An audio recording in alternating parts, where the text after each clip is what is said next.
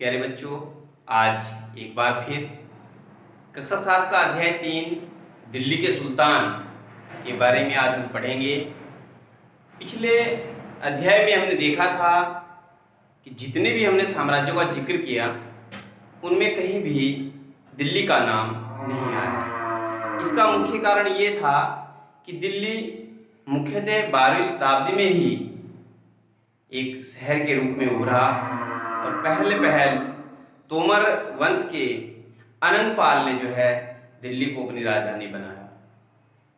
इसके बाद चौहान वंश, जिसे चहमान के नाम से भी जाना जाता है, उन्होंने 12वीं शताब्दी के मध्य में तोमर राजवंश का खात्मा करके अपने चौहान वंश की स्थापना की और इस समय दिल्ली जो है एक प्रमुख वाणिज्यिक केंद्र बन चुका था। यहाँ पर बहुत ही समृद्धशाली जैन व्यापारी रहते थे जिन्होंने अनेक मंदिरों का निर्माण यहाँ पर कराया और एक देहलीवाल नाम का सिक्का जो कि दिल्ली में ही बनता था वो भी उस समय काफी प्रचलन में था।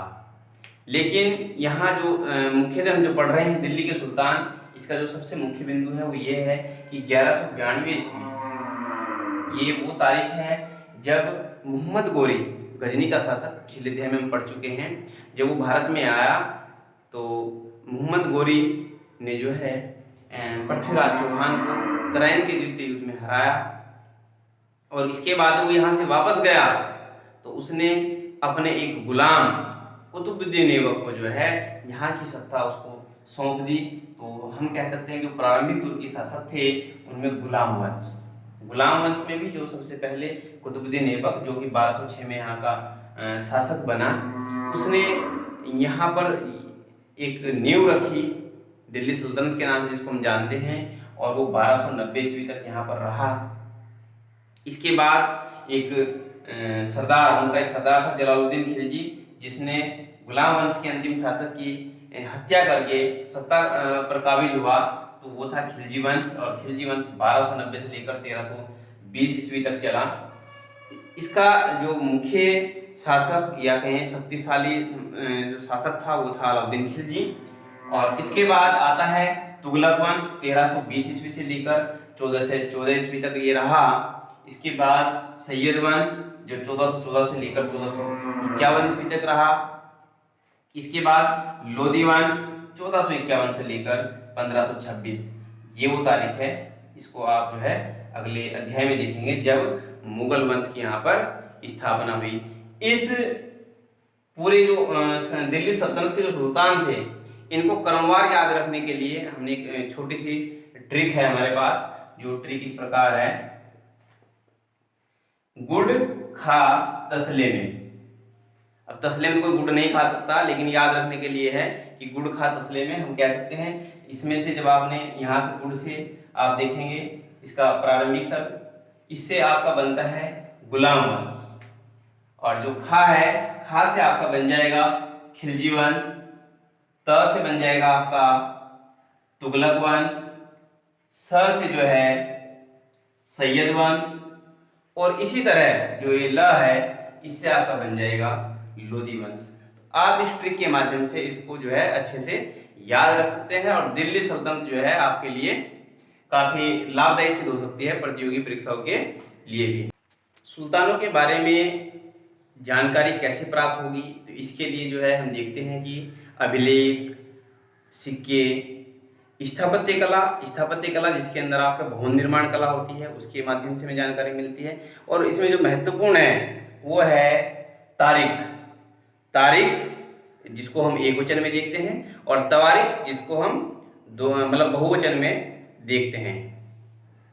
सुल्तानों के शासनकाल में प्रशासन की भाषा जो है फारसी भाषा में लिखी जाती थी।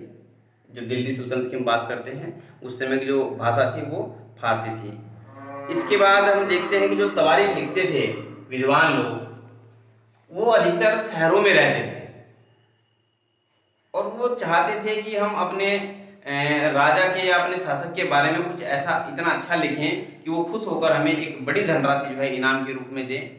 और शासक को जन्मसिद्ध अधिकार और लैंगिक अधिकार इनके बारे में भी वो बहुत ज़्यादा लिखते थे।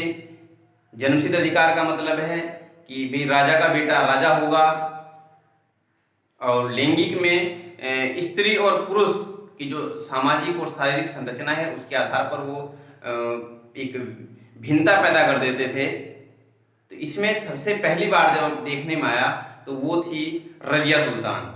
हमने यहाँ लिखा है रजिया सुल्तान, जो कि 1236 से लेकर 1240 तक शासिका के रूप में रही और भारत की प्रथम महिला शासिका के रूप में जाना जाता है रजिया सुल्तान को। ये इल्तुतमिश की बेटी, जो हमारा गुलाम वंश है उसमें से ये निकल कर आती है। इसी के साथ जो उस समय एक इतिहासकार थी मिन्हाज सिराज, उन्होंने इसके बारे में लिखा भी है कि यह अपने सब भाइयों में सबसे योग्यतम थी, लेकिन वही एक स्त्री होने की वजह से जो है वो इनको अच्छी नज़रों से कभी देख नहीं पाए। उसी समय रुद्रमा देवी, जो आज आधुनिक आंध्र प्रदेश है, वहाँ की शासिका थी रुद्रमा देवी। 1262 से 1289 तक ये वहाँ पर रही। लेकिन इसने जो इसके शिलालेख मिले हैं उनसे ये जानकारी मिलती है कि इसने अपने आप को पुरुषों की तरह दिखाने की कोशिश की और अपना नाम भी कुछ ऐसा ही रखा। एक उसी समय कश्मीर की रानी दिद्दा 980 से 1003 के बीच जो रही है, इसको वहाँ के जो लोग थे प्रेम से दीदी यानी कि बड़ी बहन के रूप में इनको बोलते थे। गैरिसन ये एक ऐसा शब्द है जिसमें वहाँ के जो शासक थे उन्होंने किलेबंद बसाओ, कह सकते हैं कि सीमित दायरे में किला बनाकर उसके अंदर सेना को रखते थे। तो गैरिसन शहर से शुरुआत कर कर साम्राज्य तक कैसे फैली सल्तनत काल, तो इसमें हम ये कह सकते हैं कि जब प्रारंभ में जो शासक थे उन्होंने गैरिसन शहर बसाए, लेकिन बाद में अलाउद्दीन खिलजी के समय में आकर अलाउद्दीन खिलजी ने इसको बाहर तक फैलाया। दक्षिण भारत अगर विजय की बात की जाए तो ये अलाउद्दीन खिलजी के समय में शुरू हुआ और मोहम्मद बिन तुगलक के समय में जो है अपनी चरम सीमा पर था। उस समय इन्होंने अपनी सेना में घोड़े, हाथी, मूल्यवान धातुएं, अनेक वस्तुएं जो है उन्होंने दक्षिण भारत से विजय करके वहाँ से प्राप्त की। कोहिनूर हीरा, जो कि सबसे प्रसिद्ध हीरा है, वो अलाउद्दीन खिलजी को दक्षिण भारत से ही मिला था। इसके बाद हम देखते हैं कि सन 1219 में चंगेज खान जो कि एक मंगोल नेता था, उसने ट्रांस आर्सियाना आधुनिक उज्बेकिस्तान पर हमला किया और ये हमले भी जो है अलाउद्दीन खिलजी के समय में शुरू होकर बाद तक जो है बराबर चलते रहे। इनका सल्तनत काल में विरोध भी हुआ, इनसे लड़ाइयाँ भी लड़ी और इसकी जो परिणति थी मंगोल आक्रमण की वो हमें अगले अध्याय में जब बाबर का आगमन होगा उस समय इसकी हमें दिखाई देगी। हम देखते हैं कि अलाउद्दीन खिलजी ने सल्तनत काल में अलाउद्दीन खिलजी ने जो महत्वपूर्ण कार्य किए उनमें सबसे महत्वपूर्ण कार्य ये था कि सेना को इक्ता के स्थान पर नगद वेतन देना प्रारंभ किया और गंगा दोआब का जो क्षेत्र था उसके जंगलों को काटकर वहाँ पर खेत बनाए गए, खेती की पैमाइश कराई गई और एक कर बनाया अलग से, खराज के नाम से जाना जाता है।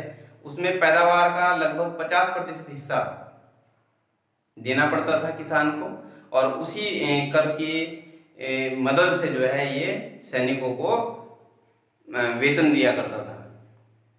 तो इस तरह से हम देखते हैं कि सल्तनत काल में जितने भी सुल्तान हुए हैं उन्होंने अपने अपने तरीके से भिन्न तरीके से जो है सल्तनत को आगे बढ़ाया और इस तरह से हमारा जो अध्याय था आज का ये यहाँ से पूरा जो है कंप्लीट हो चुका है।